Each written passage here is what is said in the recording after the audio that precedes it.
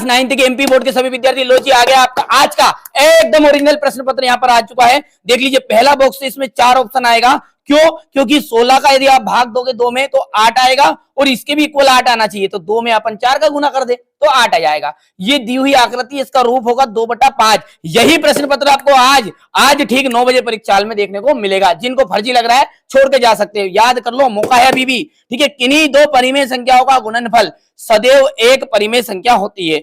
0.25 और 0.4 का गुणनफल होगा, तो यहां पर देख लीजिए 0.1 यहां पर मैंने कर रखा है पहले से कम समय की बचाने के लिए।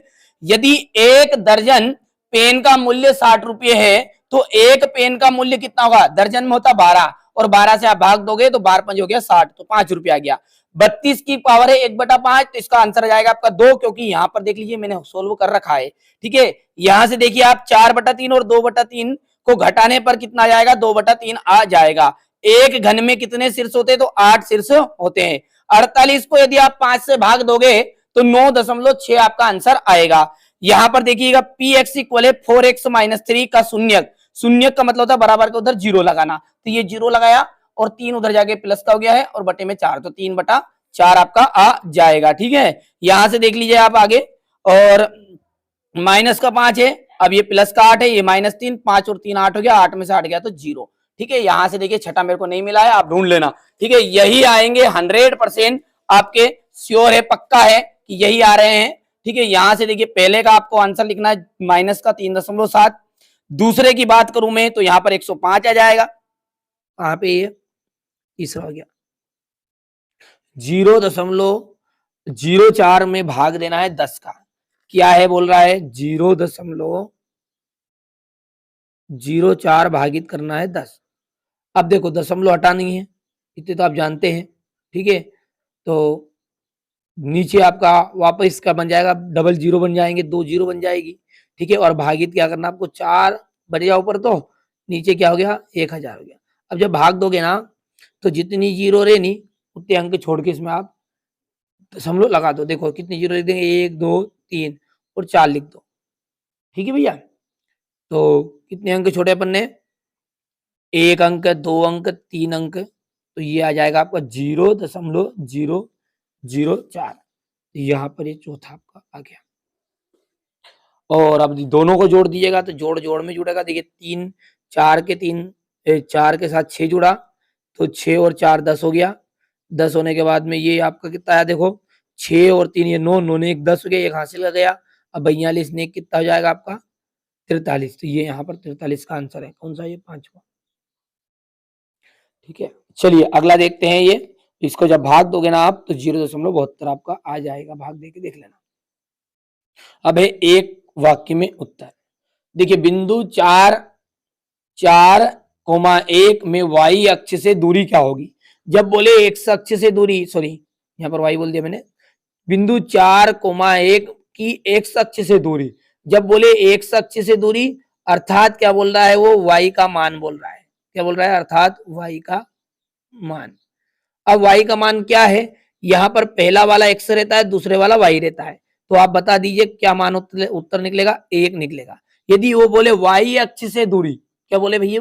y अक्ष से दूरी, तो आपको क्या लिखना है? फिर x का मान लिखना है। यहाँ पे y बोले तो x का मान लिख दो, यहाँ x अक्ष बोले तो तुम y का लिख दो। ठीक है, 1/2 के बीच की कितनी परिमेय संख्या है? एक परिमेय संख्या कोई सी भी आप बता दीजिए।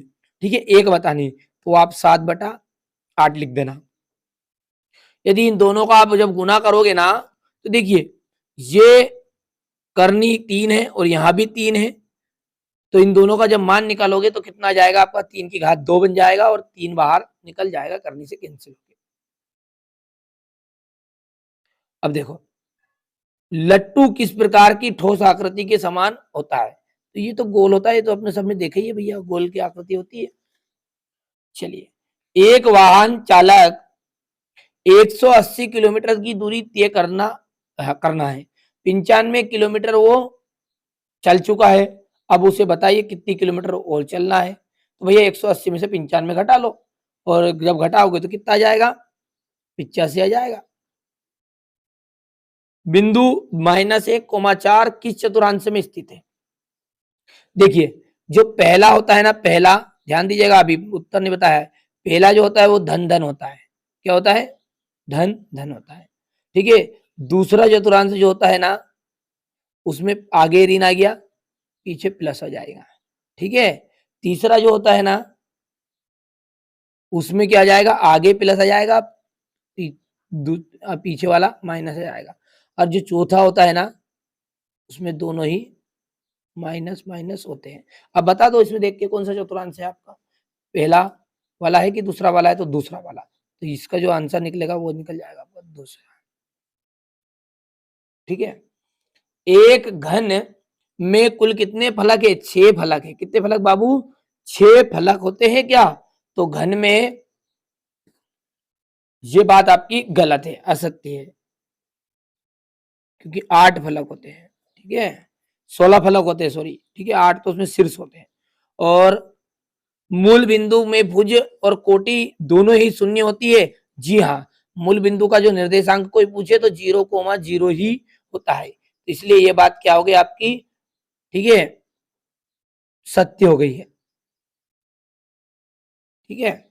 चलिए, पुस्तक एक घनाभाकार ठोस आकृति की होती है। ठोस आकृति की होती है क्या पुस्तक, यही कापी दरी सामने आयताकार आकृति की है, ठीक है, तो इसलिए ये बात आपकी हो गई है गलत,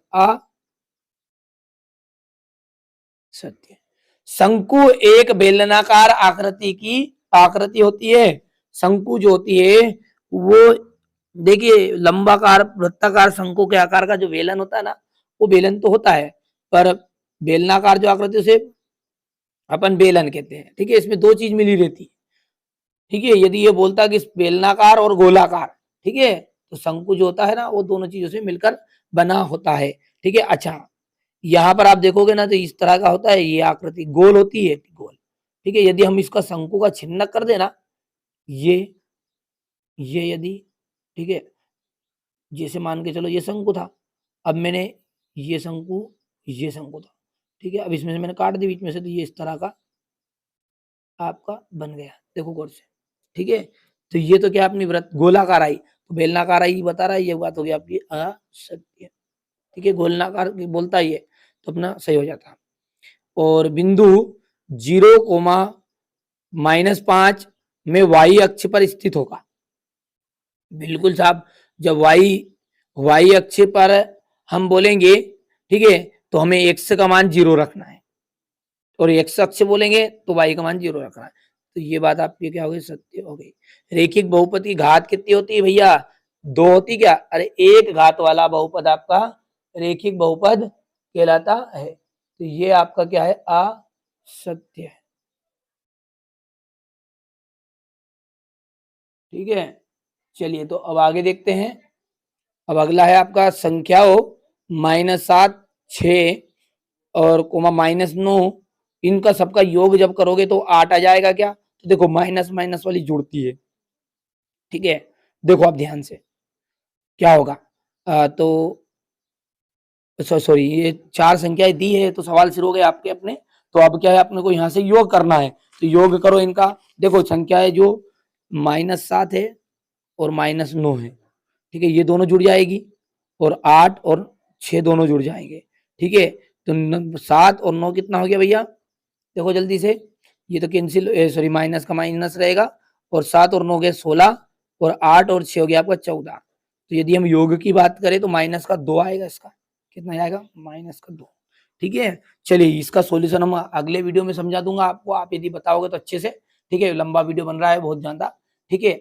चलिए, आपके पास अभी समय है, 22 तारीख के दिन आपका पेपर है, तो आप अच्छी मेहनत कर लोगे ना, तो आप अच्छे से कंप्लीट कर सकते हो। ये क्वेश्चन नंबर 11 हो गया आपका। क्वेश्चन नंबर 11 के बाद में है आपका ये क्वेश्चन नंबर 12, बढ़िया से देख लेना जितने हो सकते कवर, ठीक है। यदि जो बच्चा अच्छे से पढ़ना चाहता है, मैंने पहले ही बोल दिया, यदि आपको इसका आगे का सॉल्यूशन चाहिए, कमेंट